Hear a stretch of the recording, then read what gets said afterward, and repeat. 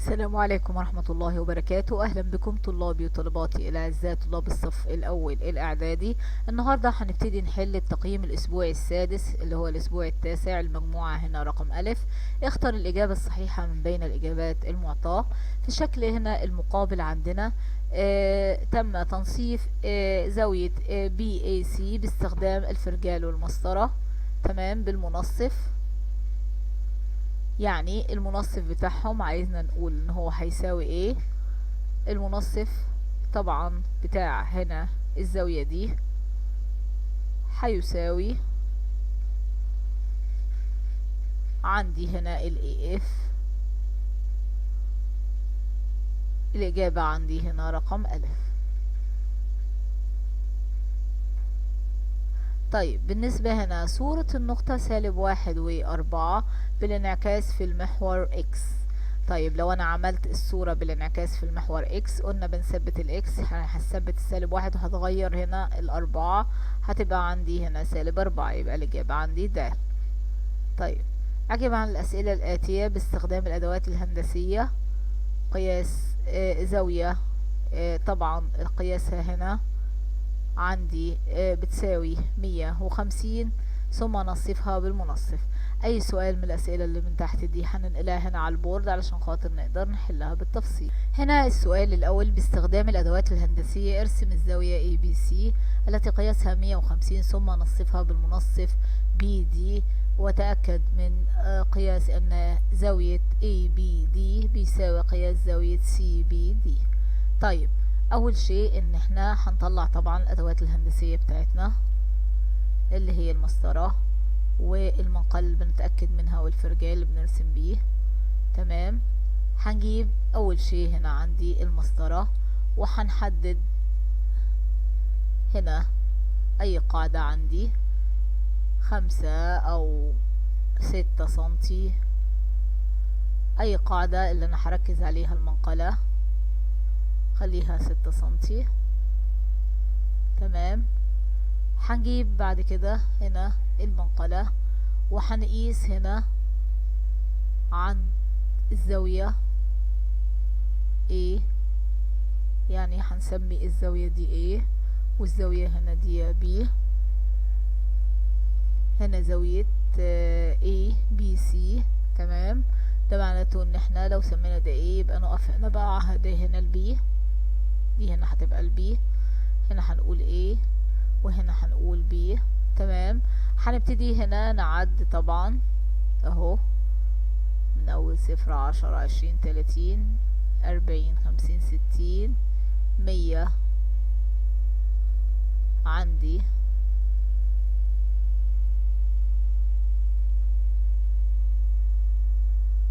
150، يعني الزاوية هتبقى هنا اهو 10 20 30 من اول هنا لغاية هنا، وهنحدد هنا 150 بتاعتنا، تمام. 150 كده هي زاوية منفرجة، تمام. نمسح اي زيادة هنا. هنيجي هنوصل طبعا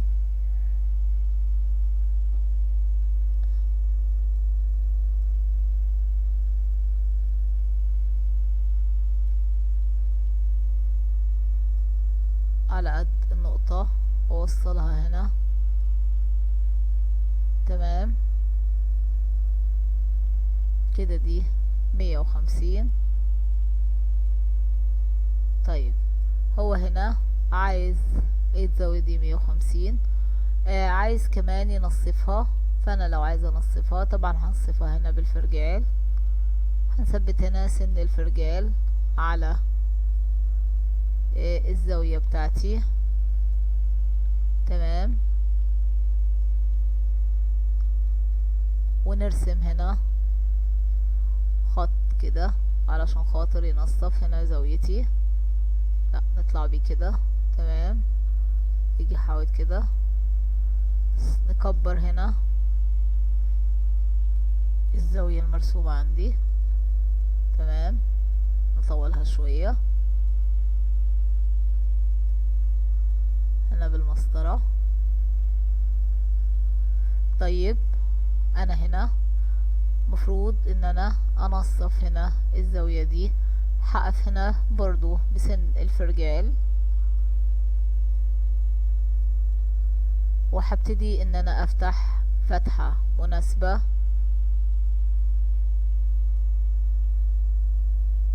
وهرسم خط كده. هبتدي اجي هنا تمام، وبنفس الفتحة اللي انا عملت بيها هقف بس هنا على السن ده تمام، وهبتدي اعمل برضو خط كده علشان خاطر يكون منصف للزاوية. هجيب هنا المسطرة وهوصل النقطة دي بالزاوية نفسها تمام. هنبتدي نسطر هنا كده. انا نصفت الزاوية. لو انا عايزة اتأكد هنا من تصنيف الزاوية بنبتدي نشوف، ووصلتها وقدرت ان انا اقيس، طلعت الزوايا هنا مظبوطة تمام. يبقى انا قدرت ان انا كده انصف الزاوية اللي هو كان طالبها. ننتقل هنا للسؤال. هنا بيقول ارسم المثلث هنا A و B و C تمام، ثم ارسم صورته بالانعكاس في المحور X. ده طبعا هنجيب اللي هو جدول الانعكاسات او المحور الاحداثي،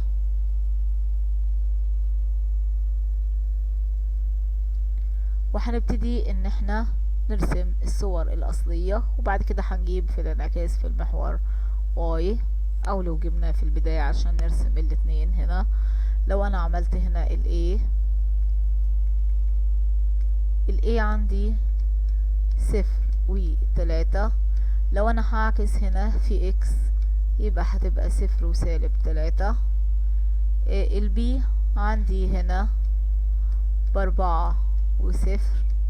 لو انا هعكس في الإكس هتبقى 4 و0. C ب4 عندي و5، يبقى اما اعكس في X هتبقى 4 و-5. نرسم هنا الاساس ونرسم الصور 0 و3، يعني هنطلع هنا 4 و0 وهنا 4 و5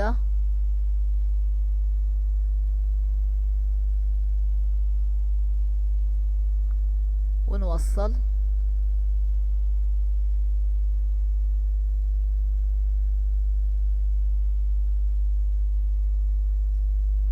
تمام.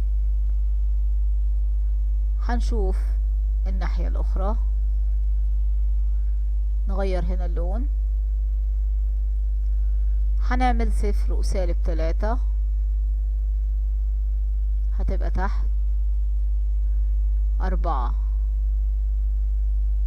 على نفس النقطة بتاعتنا، قدام 4 و0 هي وهنا 4 و-5، يبقى هننزل تحت هنا عند -5. هنوصل، هيعمل عندي هنا الانعكاس، وبكده انا خلصت المثال اللي عندي. ننتقل هنا ارسم المثلث ABC الذي صورته AB 8 سنتي وزاوية A 60 وزاوية B عندي 30، ثم اوجد قياس الزاوية الثالثة هنا بالمنقلة. اول شيء هنطلع الادوات. هنبتدي نرسم ده هنا 8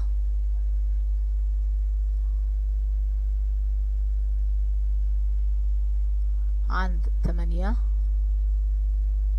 وهنسمي طبعا النقطة AB.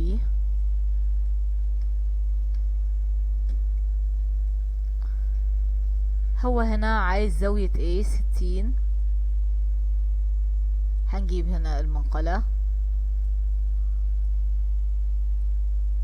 وهنوقف هنا عند زاوية A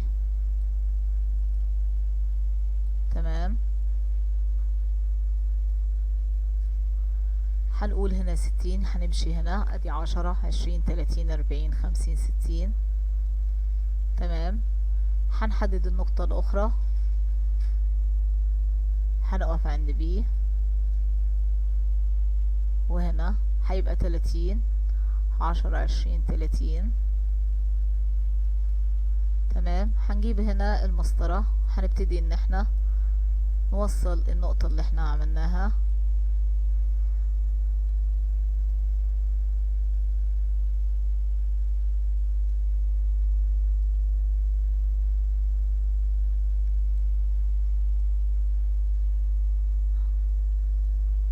ونبتدي نرسم الخط اللي يوصل النقطة دي الزاوية.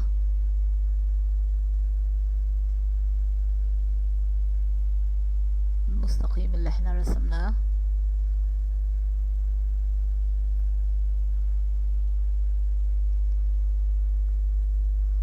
ونورده نوصل النقطة التانية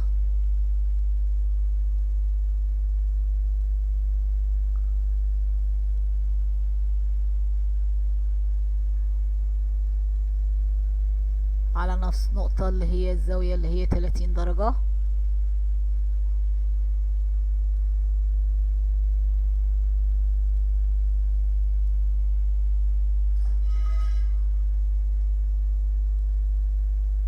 هنبتدي نوصلها ننزل شوية كده لغاية النقطة 30. تمام.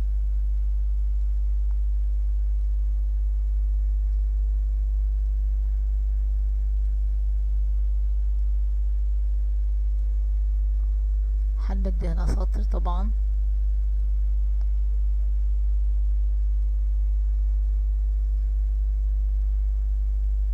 هنا مرت بنقطة. تمام. يبقى انا عملت هنا دي هنا الزاوية دي 30 ودي هنا عندي 60.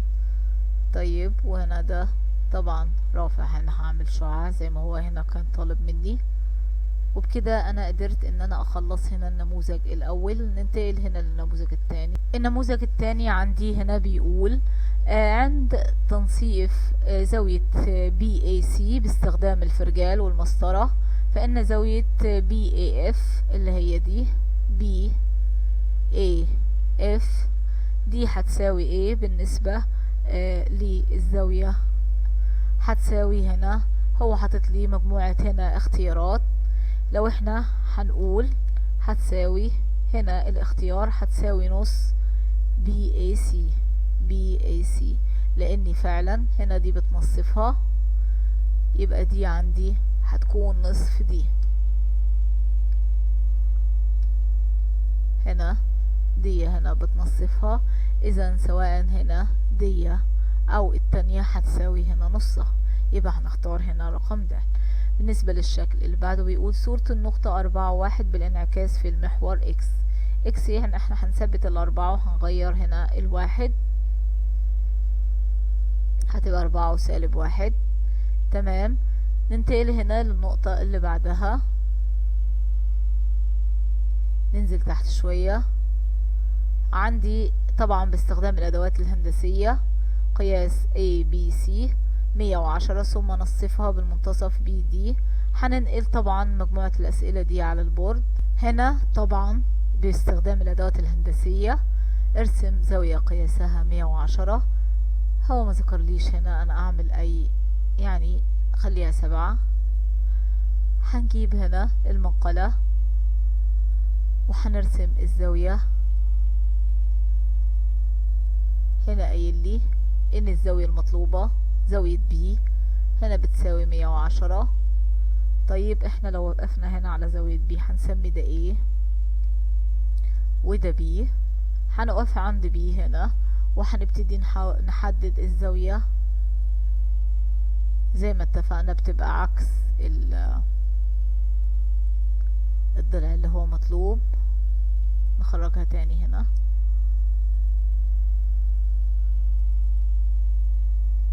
هنعمل هنا 110 تاني.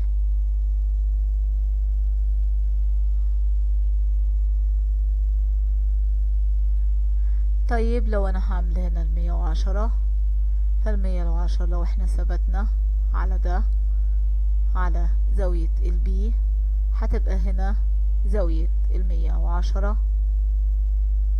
تمام. هنبتدي نوصلها هنا بالمسطرة،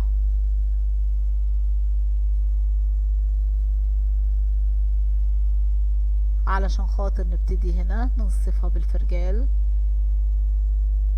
لو احنا هنا وصلناها هتيجي هنا المسطرة. تمام. هنثبتها على النقطة دي وندورها كده على تثبت على النقطة اللي احنا عملناها فوق.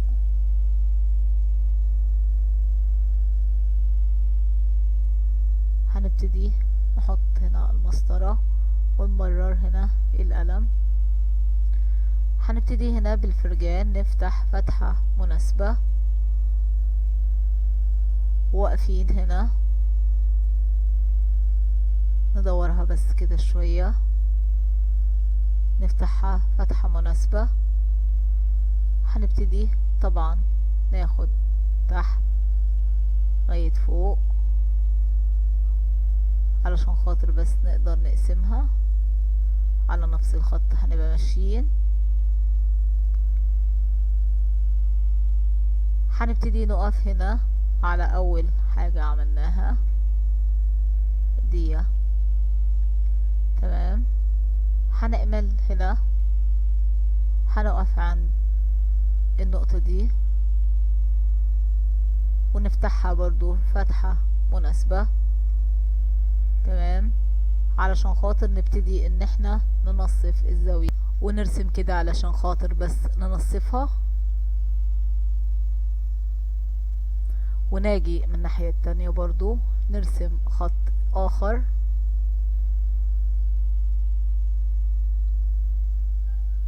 تمام.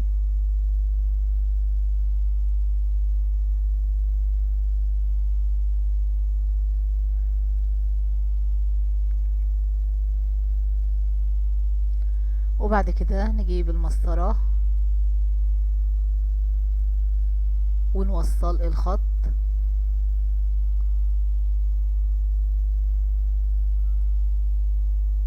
بالنقطة بتاعة المنتصف.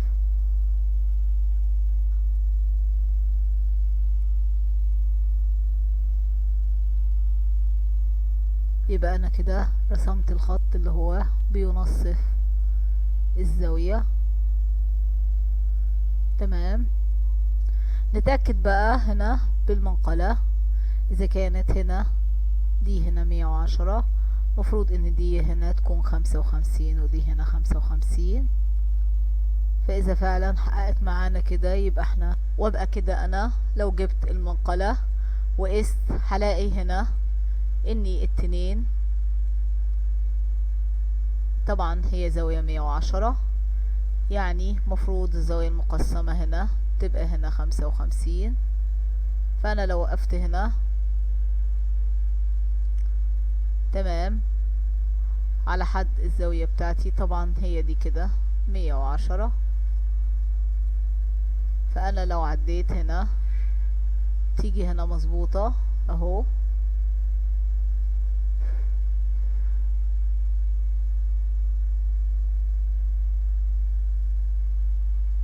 تمام. بتيجي هنا 55 بالملي.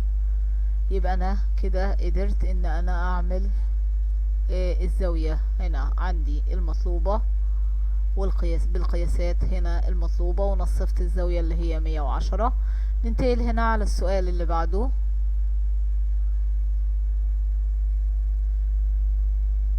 السؤال التاني بيقول ارسم المثلث ABC. تمام. ال A ب0 و3 وال B ب4 و0 وال C ب4 و5، وارسم صورته بالانعكاس هنا في Y. نطلع هنا طبعا المستوى الإحداثي، نكبره هنا شوية. نبتدي ان احنا نجيب الصورة الأصلية للمثلث 0 و3. ادي 0 وهنطلع هنا ال3، وهنا 4 و0 يبقى هتبقى هنا، وهنقول هنا 4 و5 4 وهطلع هنا لل5، وهنوصل جميع النقاط بحيث ان هو يترسم المثلث.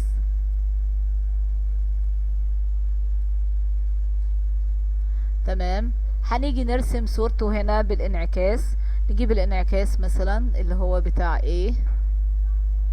ال A هنا عندي اللي هو 0 و3. لو انا قلت بالانعكاس في Y، انا كده هغير هنا ال0 ودي هنا هثبت الواي هتبقى 3 زي ما هي. لو انا قلت هنا البي 4 و0 برضو بالانعكاس في واي هتبقى هنا -4 هنا و0. لو انا قلت هنا السي عندي ب4 و5 بالانعكاس في واي، يبقى هتبقى عندي هنا -4 والخمسة هنثبتها هنا زي ما هي. هنرسم هنا الصورة بتاعته. نرسم الصور هنا، نقله مختلف. هنقول 0 و3 على نفسها هي النقطة، -4 تمام، -4 و5. هنبتدي نوصل النقاط.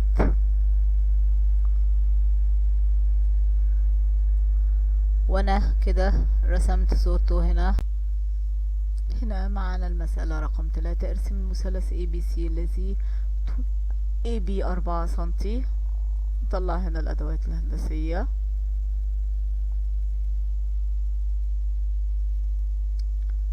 هنرسم طول هنا AB 4 سنتي.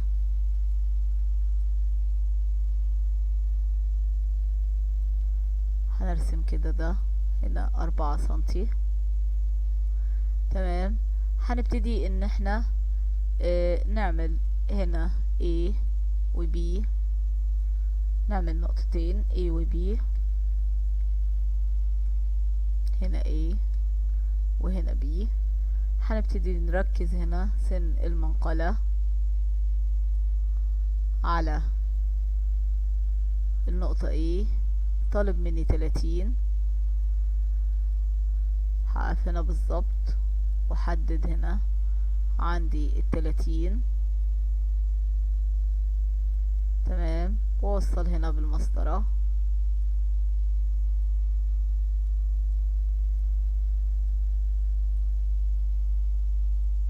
زاوية A ب30 درجة.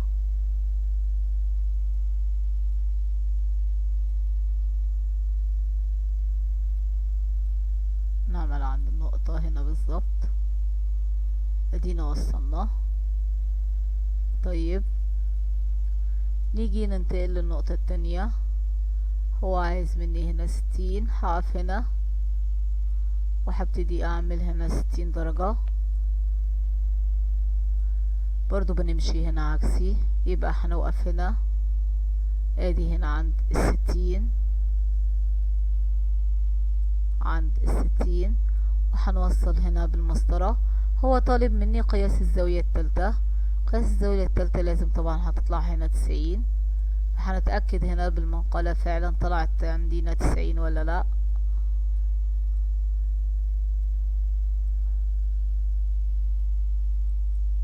هنبتدي نوصل هنا بالمسطرة. لو وقفنا هنا عند الزاوية C اللي هي الزاوية التالتة هنلاقيها فعلا ان هي عملت هنا 90 درجة تمام. مثلت هنا فعلا 90 درجة اهي. يبقى انا كده رسمتي هنا مظبوطة. هننتقل هنا لاخر نموذج عندي وهو جيم. عند تنصيف زاوية ABC باستخدام الفرجاء نجد ان زاوية BAC بتساوي 2 من EAF.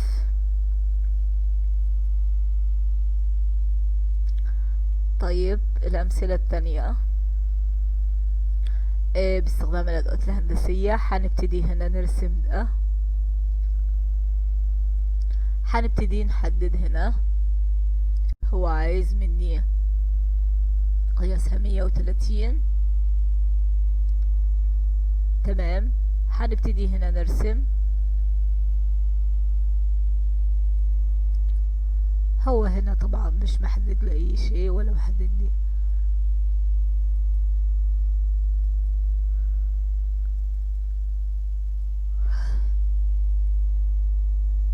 بنبتدي نرسم هنا. عندي هنا شعاع،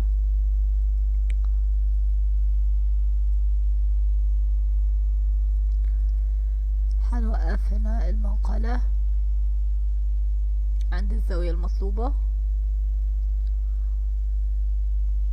اللي هي 130.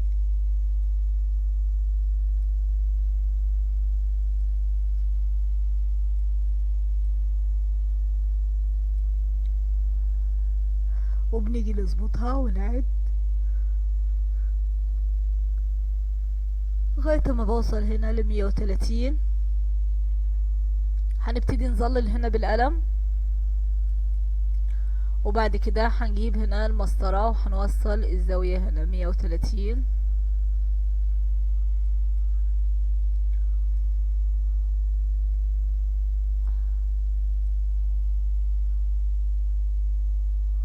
هنا انا حطيت النقطة،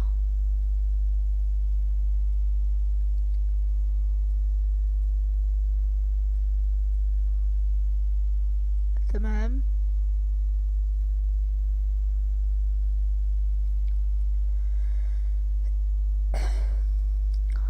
نعمله هنا بالقلم.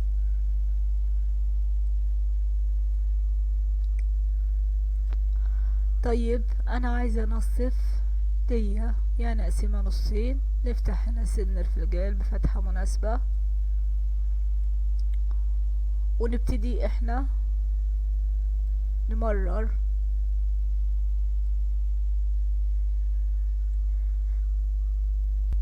نقفنا بسن الفرجال، تمام، ونعمل خط.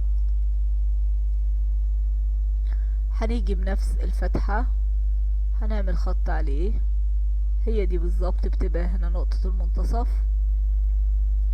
بنبتدي نجيب هنا المسطرة وبنوصل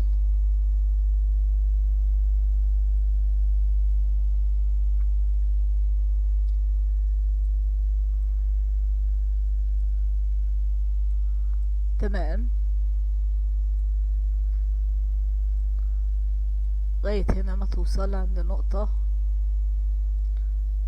بتبقى هنا فعلا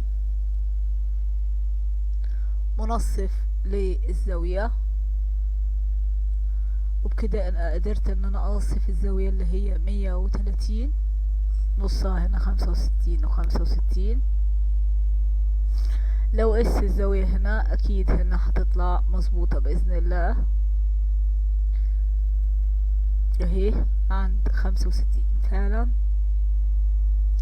هنبتدي هنا ننتقل للسؤال التاني.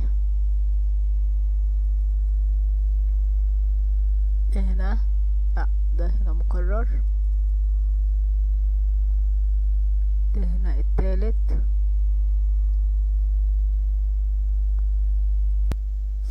هنا ارسم المثلث ABC. هنا 0 و4،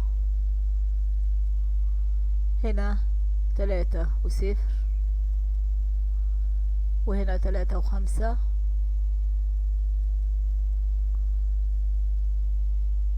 هنوصلهم ببعض.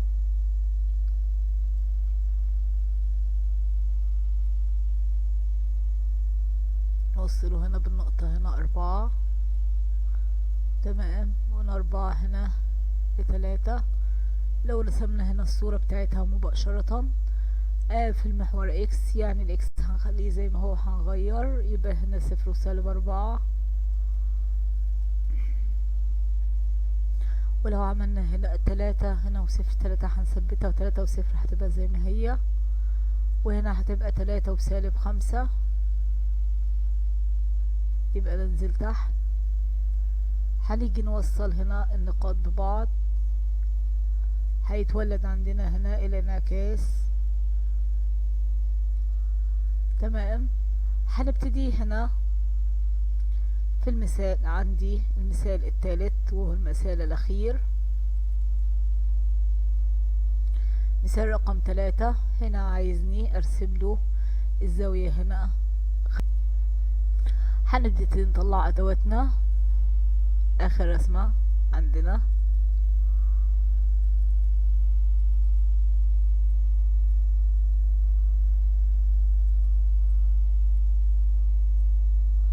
هنرسم زي ما طالب مني 5، طالب مني 5 سنتي.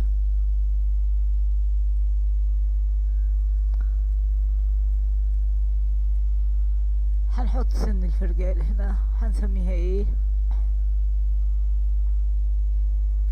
هنعمل هنا زاوية ايه؟ عندي 50، ركز هنا عند ال50.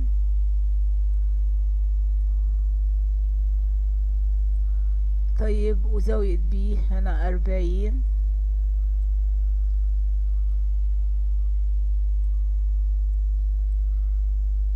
هنا هنعملها 40. تمام.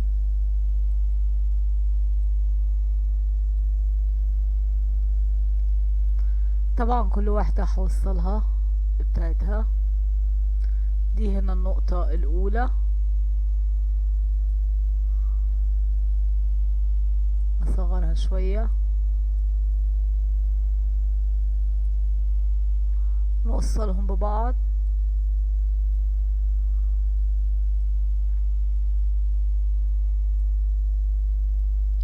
ونوصل كمان التانية.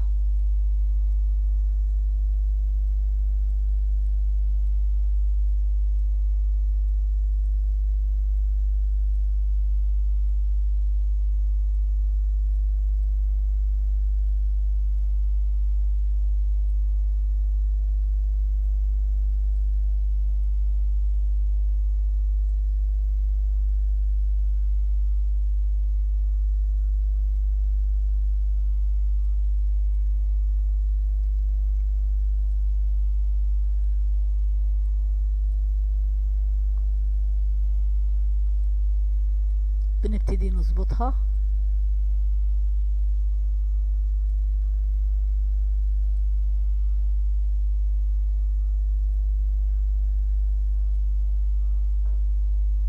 تمام. بتبتدي الزاوية التالتة طبعا بتطلع عندي هنا برضو 90 درجة. وبكده انا قدرت ان انا اخلص حل هنا ال3 نماذج اللي موجودين عندي. تمام. بتاع تقييم الاسبوع السادس. شيروا ده لزمايلكم علشان خاطر يستفيدوا، واعملوا اللايك الحلو للمس. كان معكم مس مديح حمدي من قناة عالم الرياضيات، والسلام عليكم ورحمة الله.